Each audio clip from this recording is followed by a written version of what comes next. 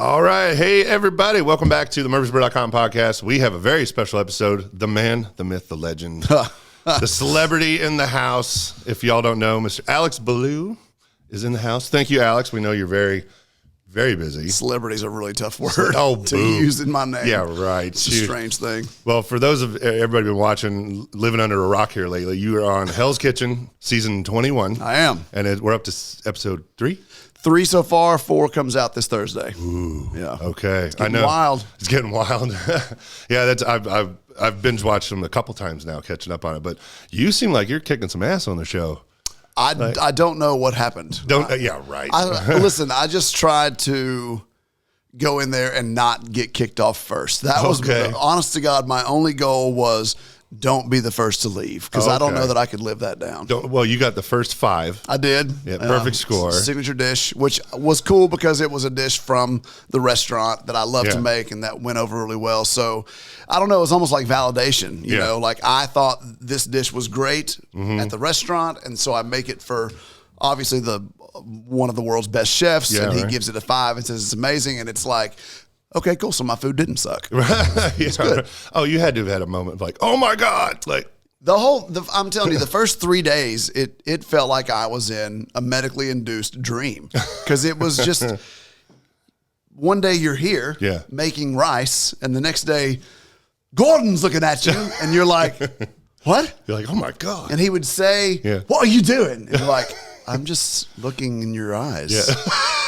and he would go, Jesus, keep it together. And it's like, I can't. This is unreal. Yeah, you are Gordon Ramsay. Yeah, it was a really cool experience. I was joking earlier, but I got all excited with the first episode because the signature dish thing, and then you said scallops, and I was like, for those of you who don't know, Alex makes the greatest scallops on the planet. Thank you. And that was like the only thing I ever ordered at your restaurant.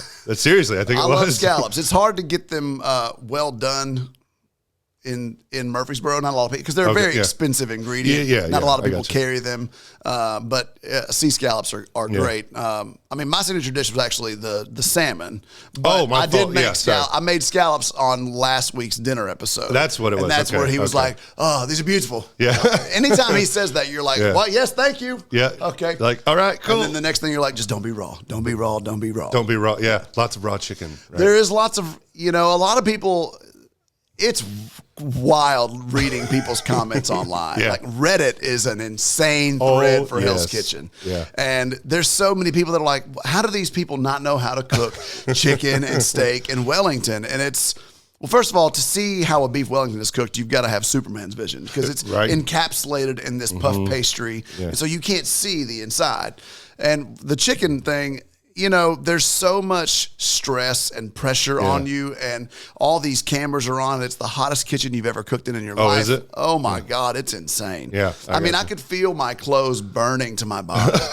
Those French tops, not a lot of restaurants in America cook in this European-style kitchen with these French tops. Yeah. So in many kitchens, you have stoves and gas burners, and you turn them on and off as you need them.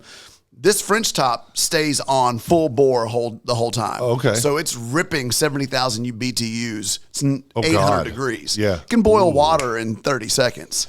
It's crazy. I was wondering about some of the episodes, because I'm like, how do they do this so fast with some of? Okay, that makes sense. So for this challenge coming up, it's a lobster challenge. It's already been on the trailer. People have already seen that. Yeah, yeah. It's we had to. Gordon does the demo in roughly 4 minutes. For a lobster? A whole lobster, taken apart, perfectly presented, legs out, claws out, knuckles out, tail out. Everything's perfect. 4 minutes. 4 minutes. We run into the kitchen, and our lobster is alive. Oh, and he gives us 9 minutes to go from live to dead to on a tray. That's fast. And I lift the dome off my lobster, and he's holding on to the dome. Oh, God. He's like, please, sir, not me. And I'm like, oh, my God, somebody call Peter. Like I felt like a murderer. Yeah. But I got it done. Yeah. Oh, that was last episode. That was the last episode. That was the last episode, yeah. Because I remember that I didn't see that part. Yeah, they left that part out. I was hoping it would be on there, because I freaked out. You freaked out? Well, I mean, we're in Tennessee. We don't often get whole live lobsters. Yeah. So it wasn't a thing I'd ever done. Yeah. That's funny because you seem to hold it together pretty well. I'm on what they great show. actor. You're a great actor. Many years of being a server in restaurants. Right? Yeah. Would you like some more honey mustard? Oh, God, I remember those days in college myself. Would you like extra ranch with your bacon salad? You know? I remember my last day of being a server. I was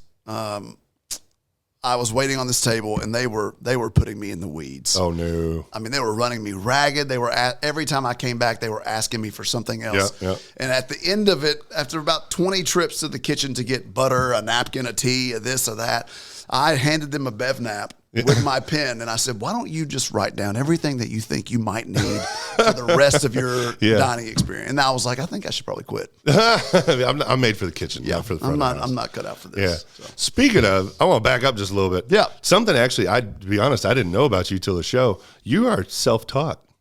I'm not. You're not? I thought I don't know that the wording came out weird. I went to culinary school. Okay, because it sounded like I said I didn't go to culinary school. See, that's what I was like, wow, I didn't know that. I don't know if it was me mumbling, but I didn't go to culinary school. Okay, I think it might have sounded like that. I did. Okay. So I will say though that culinary school being what it was, I think I've still probably 70% of what I know now is probably self-taught. I got you. Yeah, because culinary school does a great job of putting you through the basics, but you're on such a fast-paced road that you don't have time to truly absorb anything. Yeah, I get you spend 6 weeks running through the entire continent of Asia. You can't truly absorb anything when it's just like, today you're in Thailand, tomorrow you're in Korea, tomorrow you're in China. Yeah, it's like, okay, I learned nothing. Yeah. So culinary school was great. I just paid off all my loans 2 weeks ago, which was, it's not an inexpensive school. I can imagine. Yeah. But I did go to culinary school from 07 to 06 to 08, graduated with honors, was asked to leave MTSU in 2002 due to my lovely GPA. And it just wasn't for me. I started college when I was 17. I wasn't ready. Always kind of into food and music, found my way doing things that weren't scholastically involved. So that's funny. You sound very similar to my story. Started when I was 17, did kind of the same thing, but yeah, I agree. The whole college trip. Don't get me wrong. I'm all about going to college and learning. Sure. Yeah, but it's not for everybody. Exactly. I don't hardly use any of it. No, I've never used the Pythagorean theorem. The Pythagorean. How many people are you feeding? 30. How many chickens do you need? Let me break out my abacus. I'm going to go with 30. 30 chicken breasts. Maybe 2 extra just in case. God, I wish you could do that on the show. But hold on. Let me figure it out. Okay. Let me write down quick math. Yeah. Let me do some Common Core math real quick and confuse all of us. There's not enough pieces of paper for that. I don't get Common Core. Once my children get to that age, they're on their own. I saw it and I literally just went, what the hell is this? There's not enough ibuprofen to get. Ibuprofen. I can't. It's just a lot. I feel like you're making already hard problems 10 times harder. Right. But that's also why I'm no longer a teacher. There you go. Well, you're killing it in the restaurant. That's obviously. So thanks. It's been fun. Yeah. So the trip along the way, I'm curious. I think I saw something briefly about something you spoke about this, but the Hell's Kitchen process. Like, how does that start? Like, you just apply? It's long. There are multiple ways people have gotten on the show. Some people have been sought out and based on their either social media presence or whatever. You'll get this random DM from a random producer who says, I work with Hell's Kitchen, I'm interested in having you on the show. Oh wow. But from there you send in an application and then you go through this rigorous process. For me, I was sitting at my restaurant. It was around June, July of 2021. I thought what we were doing as a business was valuable for people. People loved the meal prep. It was successful, but I was just creatively really bored. I mean, with meal prep, you're in this little hole of macros and chicken and rice and sweet potatoes and broccoli, and you can't really get out there. I mean, nobody wants to buy lobster and foie gras for a meal for meal prep, and for $12. So you got to stay in a budget. Yeah, I get you. And so I was pretty bored, and I was just on Facebook one day, and a guy that I went to culinary school with posted the link to the online application, said, what the hell, maybe I'll apply. There you go. And so I look at it and I'm like, maybe I'll apply. Yeah. So I sent in the application, and the last question was, why do you want to be on Hell's Kitchen? And so my answer was I applied in 2013, but you all said that I was too nice. Well, F that. I'm ready to kick some ass. No way. And so I submitted it. Oh, that's awesome. And 5 minutes later, there was a phone call from LA. No way. And I picked up the phone. They were like, "Is this Alex?" I said, "Yeah." They said, "We are dying laughing at your application." So let's start the process. And I'll be honest, it was so from July until December. Yeah, that's how long it took. Really? And there'd be radio silence for 2 or 3 weeks, and you're like, "Did I get it? They've moved on. They're not even going to tell me." Yeah. And then one day there'd be 3 emails. "Hey, we've got a doctor's appointment scheduled for you tomorrow at 9 a.m. Really? So there was like a 2 or 3 hour psychological exam with a psychiatrist on Zoom. There were probably 9 psychological exam. Oh yeah, wow, in depth. And then I had to make sure you can handle it or something. Yeah, I think they also want to know that you're not totally, because you have to live in this bubble with 18 people. Yeah, so they want to know you're not going to murder someone. Yeah, I got you. And so did the psychological exam, had to get blood work, lab work, drug tests, alcohol tests, an EKG. No kidding. Like they run a full panel to make sure that you're going to be okay on the show. Dang, I didn't know that. And so probably 9 hours of Zoom interviews with production and producers. Holy and then crap. Getting up to the big wigs. Yeah. And you can't read them at all. They're just stone cold poker faces. Really? Like, how do you react when you get mad? And you go, and they're like, show me. Show you? Okay. Man, don't you ever do that again. And they're like, okay, thanks. Okay, thanks. And then the call ends and you're like, I don't think I did my best.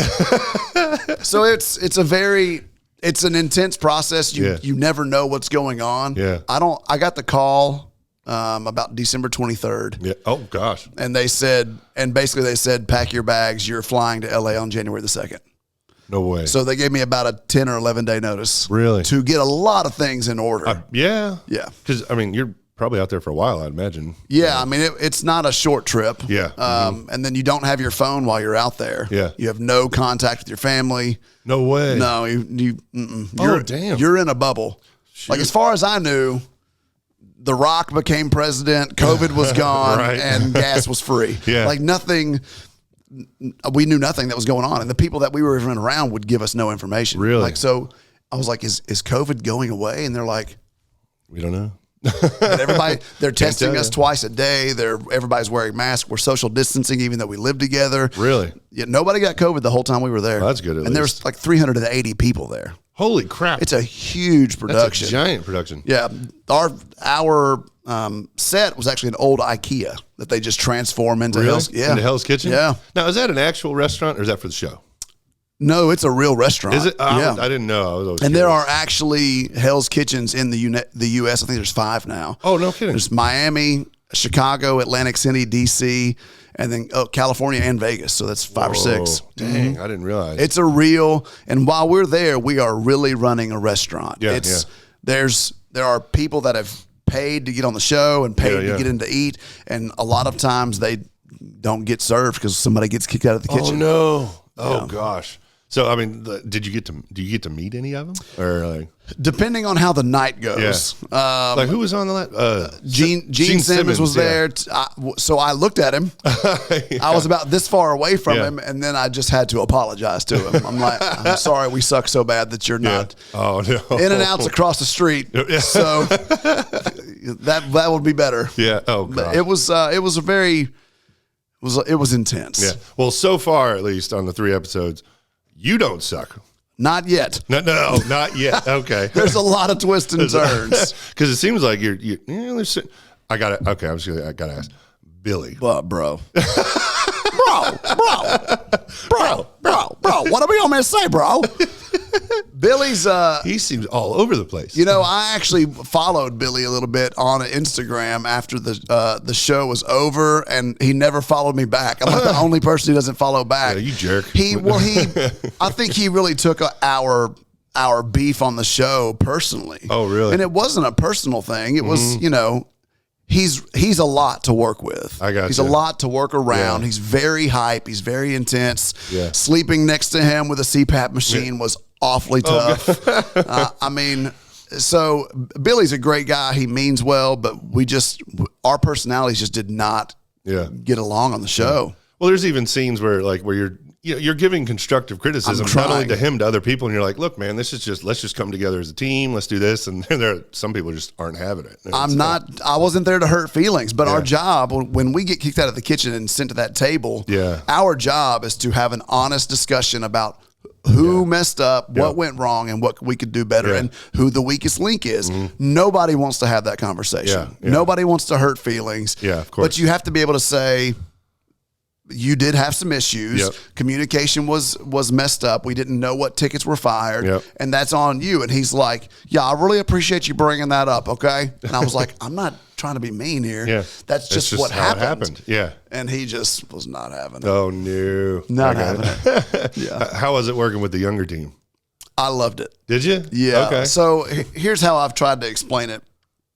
And I loved all of my teammates as well. But food has changed so much over the course of 20 years. So when I started cooking, and when Tara and Mindy and O'Shea and Billy and Nicole and my team started cooking, it was, Logan's, O'Charlie's, Chili's. There weren't a lot of chef-owned restaurants in a lot of these towns. Nashville had no chef-owned restaurants when I started. There was Deb and there was Margot. But other than that, like Sean Brock wasn't there. Tandy Wilson wasn't there. None of these people were there. So I learned how to cook at J. Alexander's in Stony River. Okay. It's great food. It's good service, but it's not chef-owned. A lot of these kids in the 20-somethings group have come from Michelin-starred restaurants. Oh, gosh. Okay. Like Sakari, he actually won the Signature Dish Challenge. He's worked at 11 Madison Park, which was the #1 restaurant in the world for many years. He's worked at many restaurants across the world. Vlad has worked at Royster, which is owned by Alinea, which was also one of the world's best restaurants.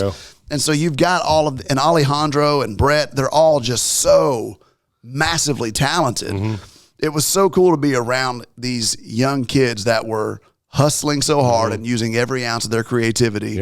And that just fed me. I loved it. That's awesome. Because nobody can argue or dismiss the fact you're very creative with your food. I mean, by the way, if y'all don't follow Alex on Instagram and all your channels, go follow him, because you do not only that, your creative stuff, you're funny.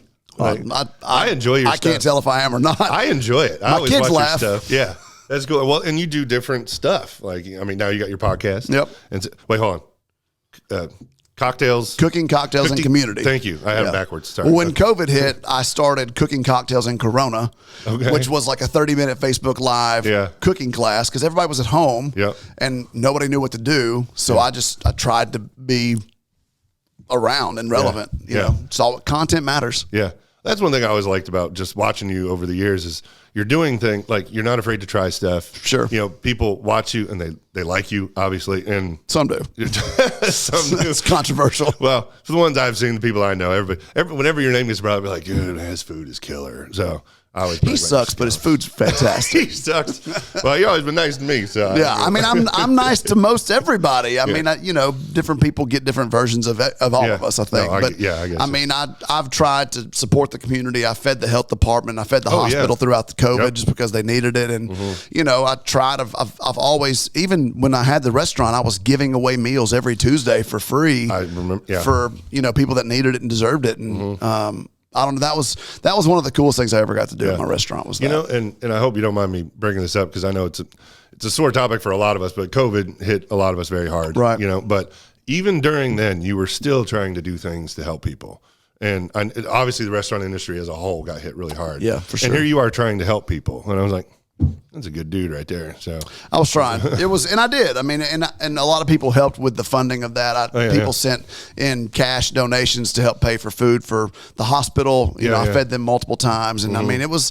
I don't know. We were all suffering together. And so that's, if you've got the opportunity to take care of people and you don't, I feel like that's just, I don't know. That's a blessing to be able to do it. Oh, totally agree. For sure. So. But if you don't mind, I'm going to switch back over to Hell's Kitchen real quick, because there's a few more questions I have that I worry about. But I've seen so many things about Gordon, about him doing other things for, like, he's really a nice guy. And he does all this charity stuff and different things. And then you see him on TV and he tears your head off. So are there two sides to him? Or is that because he is so passionate about his work? Yeah. You got to understand, like, this is Hell's Kitchen is his restaurant with his name on it. Yes. So every plate that goes out has got him on it. Yeah, yeah. And the thing that you don't see is that he gives you chance after chance after chance. Does he? And where these edits and cuts are, you can't see that he comes onto the line and shows you how to do something. Oh, does he? If you've messed it up. Okay. He'll cook it for you. He'll take the pan and show you, do it like this, then do it like this, then add this, and then finish it like this. Yeah. So he's giving you all of that. And after about the third or fourth time of you sending up less than perfect food, that's when shit starts to hit the fan. Got it. Right? Got it. Or the chicken hits the wall. You know, it's what, I mean, he does get amped up. Now, is part of that for the show? I don't know. Yeah. I have nothing but positive comments about Gordon Ramsay. Yeah. He's one of the most amazing human beings I've ever met in my life. Every morning that we started, he was full of energy, full of life, hilarious, so witty, so fast, so smart. That's awesome. And he was nothing but a joy to be around. See, I've read so many things like Reddit and just different columns, like outside of what you see on TV, be like, he is a genuinely good dude. He's a good dude. Like, just will give you the shirt off his back. He came from nothing. Yeah. I mean, Dad was an alcoholic and passed away. I think brother had a heroin addiction. Oh, wow. Was super poor, couldn't even afford a chef's knife, blew his knee out and like ruined his soccer career. Oh, jeez. I didn't know that. And then went to a different country and started working in restaurants. Didn't speak a lick of the language. Oh, wow. And had to really earn his stripes, and he's a self-made man. And so now but he's also had people that have helped him up and helped him up. And that's what he feels like he's doing is he's got this opportunity, this platform to help people achieve the greatness that's within them. Yeah. And some people, you know, pruning that tree is real simple. You're just snapping off twigs, and some people need a chainsaw. Yeah. So, but I mean, he can pull it out of you. Yeah. That's what I love on some of his other shows I've seen. He has so many shows, I can't remember all the names, but you know, even the people that don't win, and he'll stop at the end. He's like, you know, he sees potential, and he's like, I want you to come to my school. Yes, all on me. Don't worry about it. Well, you know, you've got real potential. Like that's a good deal. You know? He's a genuinely good dude. Nice. Yeah. So, and then I got to ask one. I'm switching gears again on him. What was I think it was the second episode, the monster truck. What was the whole purpose? That was first episode. Oh, the first episode. Yeah. Was that just to make it man, like that was just his entrance. Okay. It's just the whole point of that was never let anything get in your way. Okay. And so, you know, this monster truck going up this ramp, ripping through this banner, then smashing a car. Yeah. It was just, you know, go big, go home. Okay. Don't ever let anything get in your way. And that was really, that sentiment, that mentality can go a long ways in life, because so many times we're pushed up against the wall, we're shoved into a corner, and it's so easy to quit and to give up. But if you have the mindset of don't let anything get in your way, then pushing is just not an option. You just go. Yeah. Okay, I was just wondering because on the episode, and then you never saw it again. My kids loved it. Yeah, it was pretty cool. They were like, "Oh, Gordon Ramsay!" I was like, I don't think he was driving it, but he came out of the corner and his hair's perfectly coiffed. His hair's always on point. Right? Yeah, always. I'd like to see him messed up just once. He only sleeps 4 hours a night. That's it. Mm-hmm. How does he function? My God, with that many restaurants and that many Michelin stars and that many TV shows and. I mean, he hustles. Yeah. He is not running. He does Ironman competitions. Does he really? He's 57 years old. Jeez Louise. Because it seems like every time, like I've been watching y'all's show on Hulu, right? And then there's another one that'll pop up of his that I've never seen before. Yeah. I'm like, when did you come out with that one? You know? He's always. It'll say season 1. I'm like. He was just in London filming the next season of Next Level Chef. Yeah. I mean, he's just constantly working. Now, how long, if you can say, now they've said all the things like this on many of the other shows when, you know, it'll be episode 2 or 3. Right. But somebody will say something like, God, this morning just kicked my ass. And obviously that was the previous show. Right. So like, does it really go on for months or? The show... from my knowledge, it all gets filmed in about a month. Oh wow! And then they're moving. Yeah, and you know, they can pretty much capture one episode in one day. Well, yeah. There's so much content. Mm-hmm. 18 of us. We all have dedicated microphones. Oh, do you? Most of us have a producer that's following us. No way. That has questions for us at the end of the night. Okay. So, pretty much when we're done with dinner service, they call us into these booths where we do these confessionals. Yeah, okay. And they're asking us questions. And like sometimes they'll have to go back 2 or 3 days because they saw something that they needed to ask you about. Got it. And it's like, on day 4, they're asking me about day 1. It's like, how that was forever. How long ago that was? Right? You're gonna have to remind me. Well, you're probably going, I'd imagine, just nonstop for days on end. Yeah, I got about 2 to 3 hours of sleep a night. Whoa. Yeah. How are you? You just pure adrenaline? Well, you don't really go to bed till 2 a.m. Oh, you wake up around 5:30. Jeez Louise. Yeah. Do you have any personal time? Like, No. do you get a break? I mean, No. Nope. Unless you win a challenge or something, then you do your thing. If you win a challenge, like the red team has gotten to do multiple times, then your rewards can last from 4 hours to overnight. Okay. And then some of the punishments, though, they can be anywhere from 4 hours to 15 hours. Oh, God. Did you really have to separate grains of rice? Yes. No way. Yes, for hours. Jeez Louise. They brought us a yard trash bag, had to weigh 100 pounds. Oh, my God. And it was wild rice with jasmine rice and arborio rice. Oh, my God. So arborio rice is what you use to make risotto. Okay. It's a short, fat grain with a white dot in the center. Okay. And we had to separate just the arborio rice out of this. And it was... And I'm tall. Yeah. And every prep table is short. Yeah. And so I'm just bent over. Oh, for you're back. Probably 3 or 4 hours just picking out grains of rice with tweezers. That sounds horrible. And that was after we had already sorted probably 500 or 600 pounds of fish guts. Oh, my God. And made fish stock for risotto. Dude. And cut up the mirepoix and had to break down skate wings. Yeah. It was a lot. That's insane. Well, just the first punishment was the delivery day. Yeah. And that took about 9 hours. 9 hours? And that was after, your first day, long day, wake you up super early to get you ready. And then your signature dish. So you're already in this fight or flight mode. Doing sig dish. And then deliveries show up. And it's like 2 trucks will show up. An hour later, another one will show up. 4 hours later, another one will show up. Going into the night. Yeah. And then they just keep showing up. And you're stocking the entire kitchen for the entire show. Oh. So it's not just like a case of butter. It's all the flour, all the cornmeal. Jeez. It's a lot. Every spice, every liquid. Did you regret not taking the punishment pass on that one? Hey, kudos though when you said we live together, we die together. Yep. We're a team. I mean, at this point, I care about my team. So we'll have to see what happens. Right. But that reward wasn't that go-karts.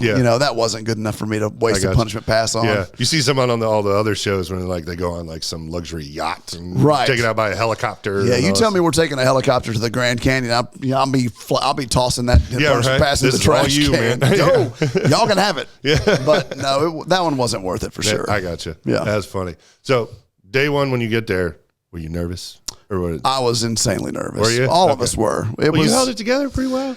I think we all did. Yeah. I mean, you have to do your best, but just walking onto that set and that kitchen, it feels so surreal. Yeah. My wife and I have been watching this show for 15 years. Oh yeah. Oh yeah. To have it actually happen. Yeah. It's a bizarre sensation because this is freaking nuts. Yeah. It's just so crazy. How many cameras they got in there? Hundreds. Because I was wondering about that set's got to be super, just incredible. The beautiful thing about the way they've done a genius job of filming this show. When you're in the kitchen cooking, you see no cameras. Oh, really? There's 2-way mirrors and glass behind all of the stations, and there's cameras behind all of those. There's cameras up in the hood systems. So in the hood systems? Yeah. So as you are, and they're all like 180-degree cameras, and the quality is fantastic. Yeah. And so when you're cooking and it's dinner service or a challenge, you're not even thinking about the fact that you're being filmed. Yeah. You're just working, and it's just instinct and gut reaction. And you just don't think about the fact that there's cameras following you around. Yeah. And they pick up everything. Oh, I'm sure they do. Everything. This is moments where you're like, oh, damn it. They just got that. Well, they'll, like say you go into a confessional, they'll be like, so earlier today, under your breath, you said, I wish they would die. Oh, no. What did you mean by that? And you go, I didn't say that. And they're like, actually, watch this monitor. Well, you did. And you're like, okay. Yeah, okay. Oops. I was just frustrated. It's crazy. They're I mean, there's cameras. Living in the dorm was like being on the Truman Show. Oh God, really? Because there's people living in the dorm with you, but you can't see them. Oh. They're behind two-way mirrors. Oh, that would be in the kitchen, weird. beside the bathroom, in the living room, on the patio. There's just like a production booth back there, and they're just kind of watching y'all live. Yeah. That's how they get all that footage. That's got to be weird, though, at some point. Like sometimes you forget about it. Yeah. And then sometimes you don't. And it's like, sitting there in the morning, drinking my coffee, and I'm like, somebody's back there watching me. Yeah. Hey, somebody's probably I need to pick my nose. I can't pick my nose right now. They're going to air that. Yeah, right. Yeah, right. It's like, I don't have a booger. No. Go to the bathroom. They'd be like, oh, and then he went and cooked after that. Yeah. Safety and sanitation, very important. That day, there you go. So but I know we're only 3 episodes in, so probably can't get too much in this, but like favorite, worst moments on the show. What'd you have? That's probably too early to say. It's really too early to say. Or what looking into it that you've come out of it, what's something just like a life lesson you learned or anything like that? Like, there was a lot of validation. Was there? Yeah. Okay. I mean, just Signature Dish. If I left after Signature Dish alone, that was a very validating moment to hear Gordon Ramsay say, the way this is cooked is precise. It's beautiful. The rice is perfect. The sauce is great. The carrots, everything balances each other. It's all just working together so well. Just hearing that can put you on cloud nine. Oh, I'm sure. And you also get utter perfection. Yeah, on something that I'd never done, and so that was really cool to watch. And I was working so fast. Yeah, and I did my wing recipe in that one as well. So the first 3 days it was really riding a high. Yeah. But my team just kept sucking so bad, and so that was the hard part, was knowing that I was doing my best and being rewarded for that. Yeah, verbally. Yeah. But as far as like an actual reward goes, I got nothing. Yeah. I was just stuck cleaning dumpsters, basically. I got you. It's pretty bad. Yeah.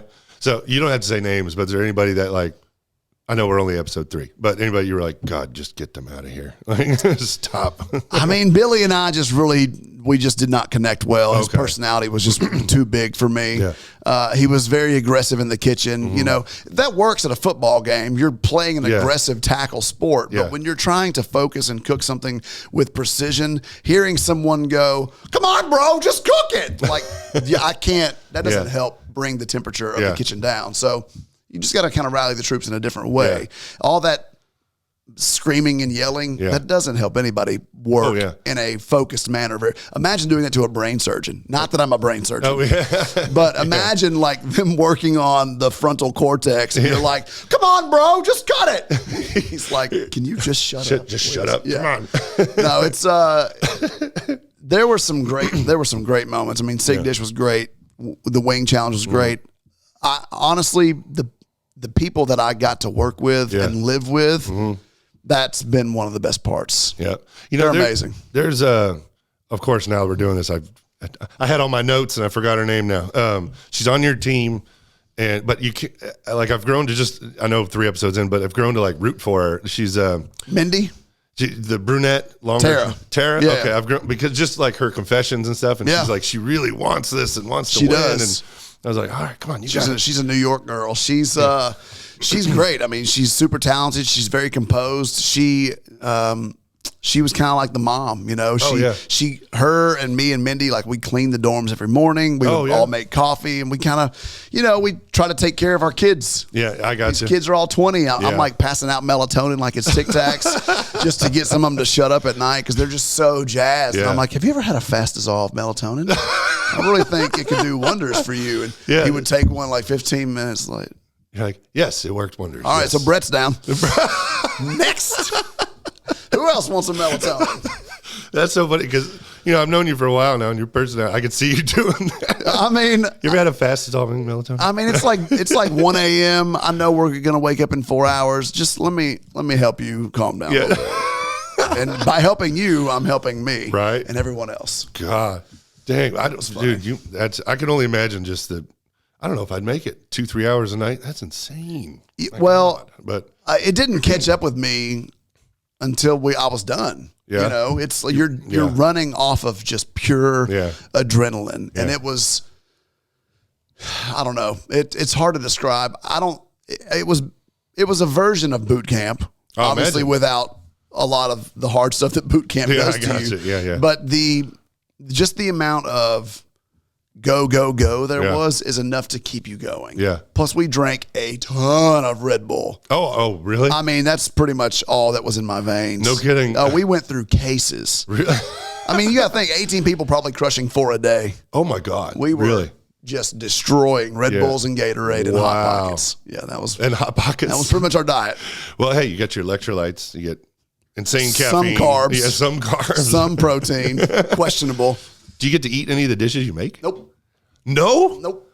Oh, you don't get to try the other people's taste stuff? as if needed. But okay. Well, yeah, I get that. No, there's definitely no eating any of that stuff. Oh man. Yeah. I would still be like, okay, I want to try that. Every now and then it'd be like it's good, sell it. Yeah.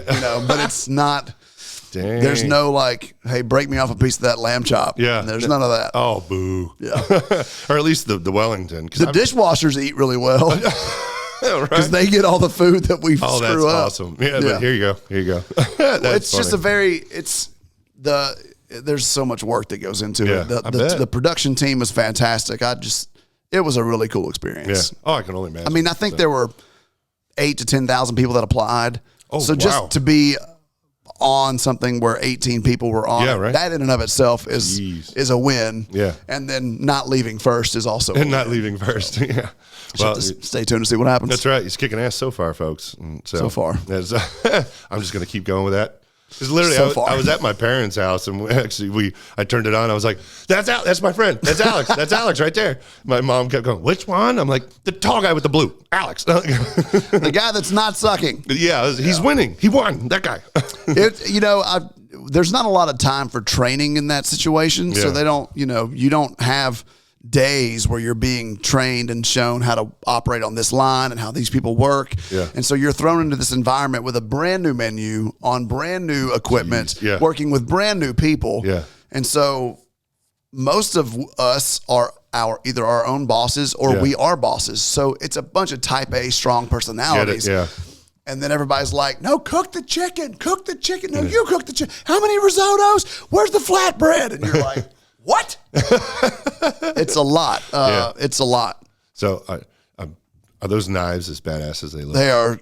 Within the first 5 minutes, 4 people cut themselves. Really? They're so sharp. Yeah, they look like it. That Henkel's knife was, and I'm not usually a big fan of big name knives that you can buy at Bed Bath & Beyond. Yeah. Because I've tried to lean into more of the Craftsman boot heel blades, bloodroot blades, individually thing. But we pulled those Henkels out of our knife cases, and they were razor sharp. I mean, you could cut yourself and not know it for 45 seconds. That's how sharp it is. Yeah. Dang. All of a sudden you see blood, and you're like, who's cutting tomatoes? Oh, it's my finger. Oh, it's my finger. Yeah. Oops. Oh. Yeah, so there was a lot of medic. There was a lot of that. Was there really? Yeah. They're probably pretty close at any given time. They're right around the corner. Are they? Yeah. I mean, there's right outside the door, sitting there with their bag, they're ready to go. Oh, dang! You're never unsafe. Yep. Oh, God bless. I can only imagine. I would have lost a finger. That's they've been doing this for so long. Yeah. It's so detailed and everything's so thought out. Yeah. And nothing. That's the one thing that people should know is this is not scripted at all. Right.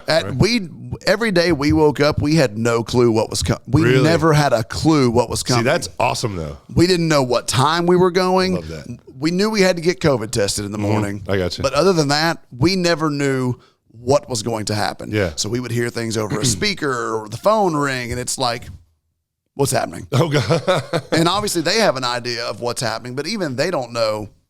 You're only as good as your last performance. Yeah. And so if you stink at dinner service, but you were great the 4 nights before, Yep, I got you. Yeah. Doesn't matter. Yeah. You're the one. You're the reason we went down tonight. Yeah. So it's all about that challenge. Pretty much. Yeah. I mean, you can look at it cumulative in some senses, but a lot of times, if you're the reason that dinner service tanked tonight, au revoir. See ya. Yeah. On that one, dang. And it's hard to watch people leave. Oh, I imagine. I mean, it's these are your friends. Yeah. And you're probably never going to see them again because we all live across the country. Yeah. So it's actually one of the weird things is that Brett, one of the guys from the show, pink hair. Yeah. Oh, yeah. His name is Bing Bong to me. He reminds me of the character from that Pixar movie Inside Out. Okay. The pink elephant. Yeah. And he kind of has that bouncy personality. That's awesome. He was living in Columbus, Ohio as the executive chef of a place called Nada. Yeah. And there's actually one in Nashville as well. And you good? There we go. He, the chef at the Nashville location, I think, left. So now Brett lives 4 miles away from me. Oh, wow. He lives here in Murfreesboro. Oh, shoot. All right. It's so crazy. Now, when season's over, we should get both of you on. Well, there is some cool things in the works with Brett. Oh, cool. Nice. We're working on putting a restaurant in my old restaurant. Very cool. So that's in awesome. the works. Okay, got it. And it's something that we are working hard on, but he's worked at Husk, Bastion, Josephine, Nada. Oh, wow. No For kidding. a 26-year-old kid, he's got his head screwed on incredibly straight. And Very his cool. wife is a pastry chef at Husk. She's tremendously talented. No way. Yeah, her name's Ashley. So they're great people. I hang out with them as much as possible. That's awesome. There's something about hanging out with 26-year-olds that are your friends. It breathes new life into you. Yeah. I'm old. Oh, my trust me, bones I'm ache. there with you. So yeah. Hanging out with a 26-year-old who's just like, what are you all gonna do? It's like, I don't know if you have that much energy. Yeah. Oh no, trust me, I'm right there with you. Yeah. So I'm having that moment that my birthday's actually in 2 days. How old are you gonna be? The big 40. Well, I'm 41. Well, we're right there. Yeah. But I'm like, oh God, That 40. was a tough one to swallow. Was it? Yeah, it's just something, I don't know, saying it made me feel dirty. Yeah. Right. 40? But I've been told so many times 40 is the new 30, yada yada. So I'm like, well, if my knees would stop hurting, that'd feel great. I need some stem cells for sure. Right? Yeah. Just right in the knee. I'm good. Yeah. Well, for most of my family, when they turned 40, their life really kind of took off and turned around. Oh, really? And I can kind of say the same thing. I mean, Yeah. 40 was a great year. I got to do this once in a lifetime opportunity. Oh, totally. And if that's the beginning to 40, man, sky's the limit. Hey, there you go. So, well, okay. With that, what's next for Mr. Alex? I don't know. I drove for Uber for a while this summer. Did you really? That was the worst experience of my I life. imagine that'd be fun though. But no, I don't even drive a car that's gas reasonable. Okay. Yeah. And when you're new at driving for Uber, they don't tell you where you're going when you pick someone up. Okay. And so the last gentleman I ever picked up, because I made up my mind to quit after this ride. I picked him up at the Pep Boys in Antioch, and he sits in my car and he goes, "My girlfriend cheated on me. What should I do?" And I was like, "Where are you headed?" And it's like a 60-mile drive. Yeah. Oh God! And I was like, "Well, I'm done here. I'm done here. Yep, no more. Ain't doing that." It. Yeah. So I don't know. We're planning on things. I'm making some content that I've got some sponsors now that we're working with to make some content for them. I just got hooked up with Traeger. Cool. Hexclad, obviously, the pan company that I use. They're so great. The people are great. The company's great. The product is fantastic. Yeah. And so I'm working with them. And then we've got some things in the works. Nice. All right. Well, we'll keep an eye out for that. And again, everybody watching, listening, follow Alex on social media so you can follow that yourself. But one more question because I know you got to go. Yep. And we appreciate your time. Absolutely. You are a man of running everywhere right now. So everybody's seeing Shark Tank, right? Yes. You heard of the Shark Tank effect? No. Like when somebody comes on the show, whether they get an investment, a deal or not. Oh, their business blows up. Their business blows up. Yeah. So is there a Hell's Kitchen effect?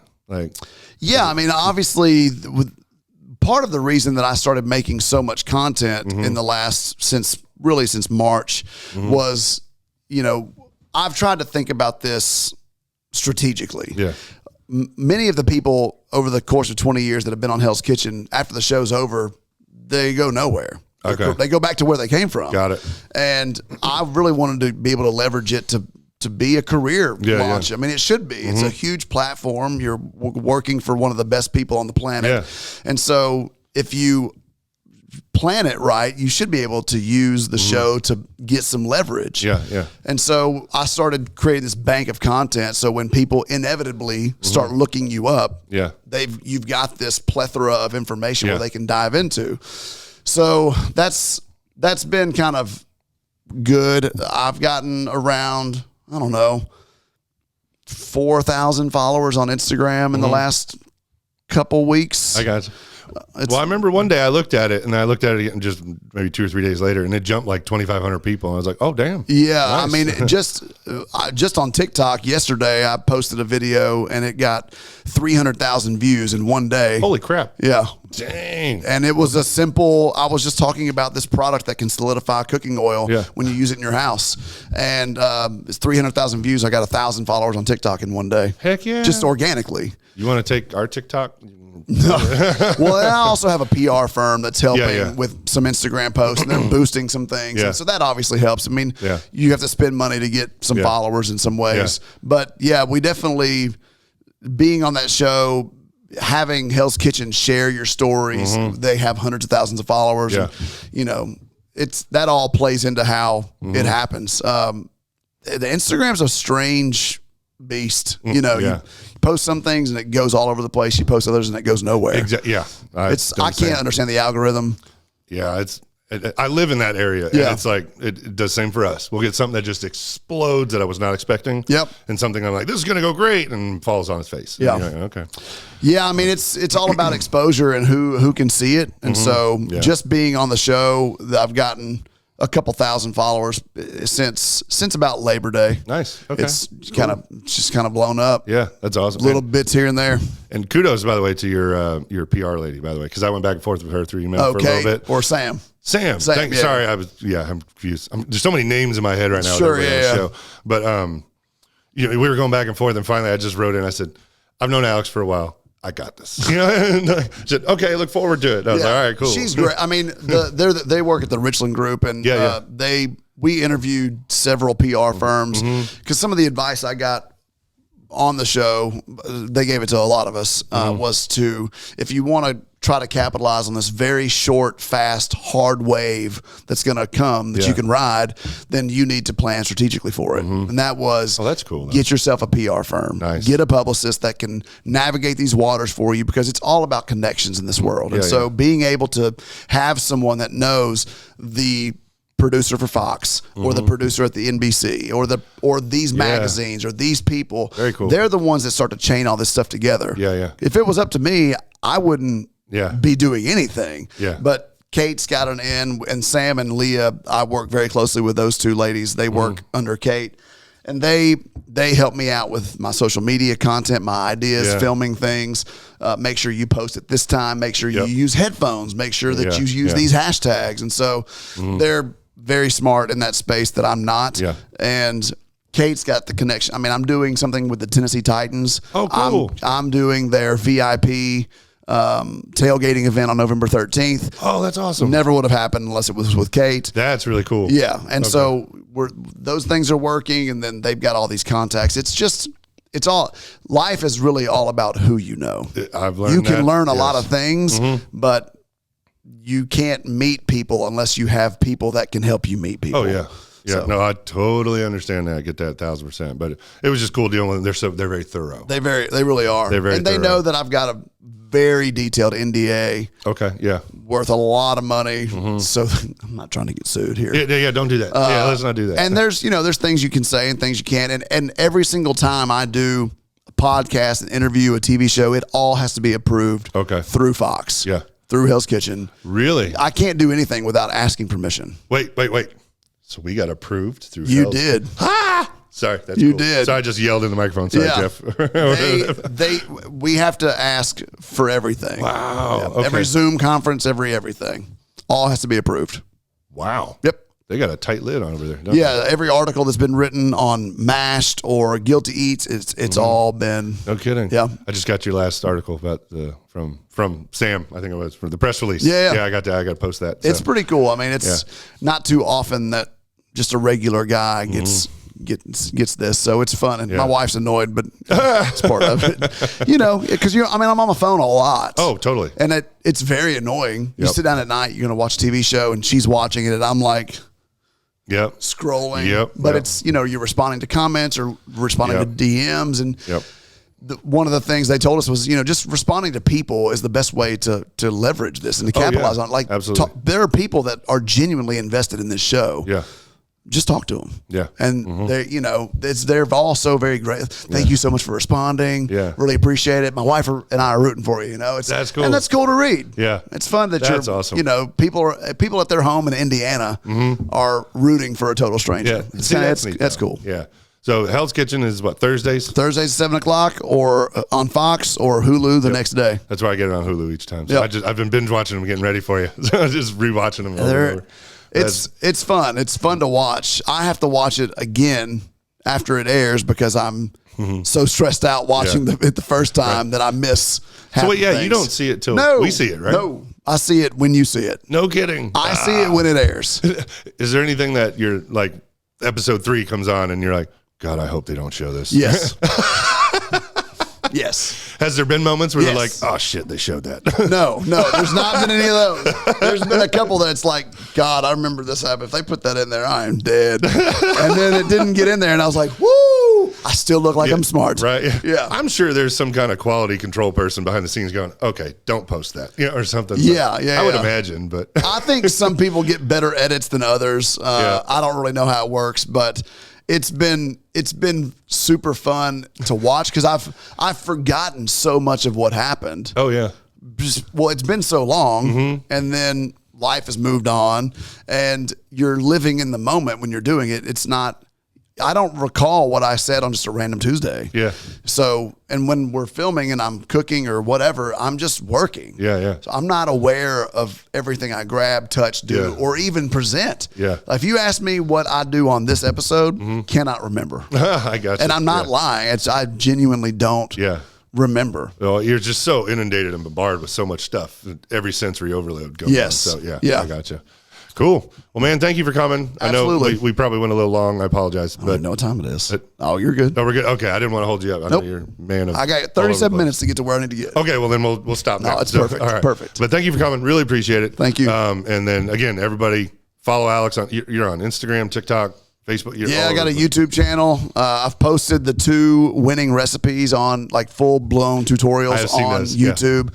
And so, I believe food is for sharing. And a lot of times people don't actually want to make those things. They just want to see how you made it. Yeah, I agree. And, a lot of times when you're making something in 30 minutes or 40 minutes, people want to know, how did you do that so fast? Yeah.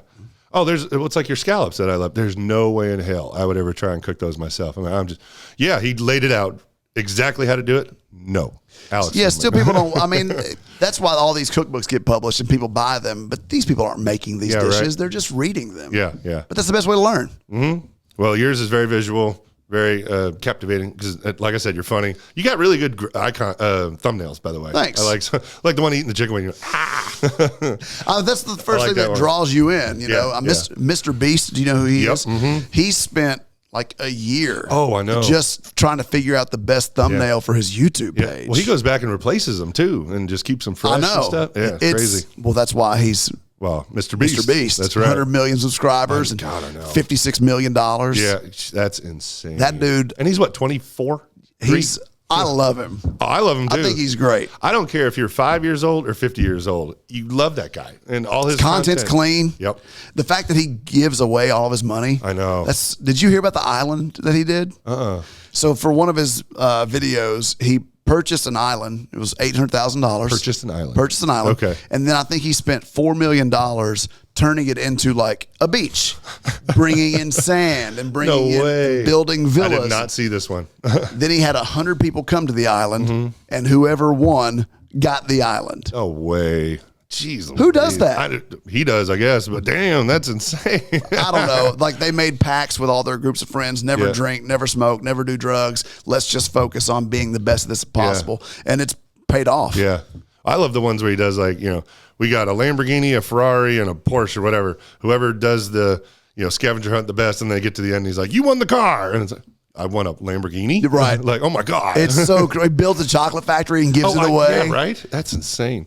I don't know. You got to love a guy like that. Or what's the one where the guy, I don't remember what he won, but I remember the guy just went nuts. He had to make some insane trick shot of some sort, and there was a line of all these people doing it, and nobody could make it, and this guy just, and he nailed the trick shot and just went nuts. I can't remember what he won. It was probably $50,000 or something. That's awesome. And it just made some dude's day, and just here's $50,000. And he looks so happy when he's doing it. He's like, you want an extra $10,000? Here you go. Yeah. Right. It's like, what? Yeah. When are you filming in Murfreesboro? I know, right? I'll meet you at Dodge's. Yeah. I'll eat all the JoJo's.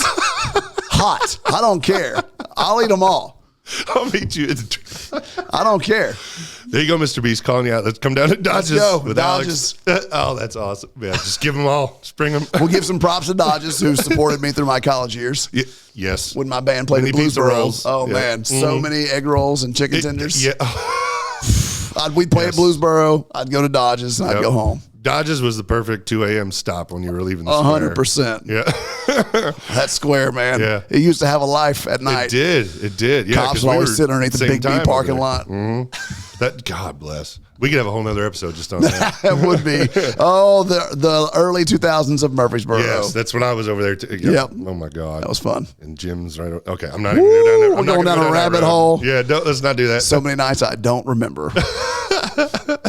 On that note, we'll stop there. See you there. Awesome. Again, everybody go follow Alex on social media. I'll put links in the description. Thank you, Alex. Appreciate it very, very much. Thanks for having me. And Hell's Kitchen, Thursdays, what time? 7 o'clock. 7 o'clock. There you go. Or on Hulu. Awesome. Either way. Okay. Thanks for tuning in, everybody. We appreciate it. We'll see you on the next one.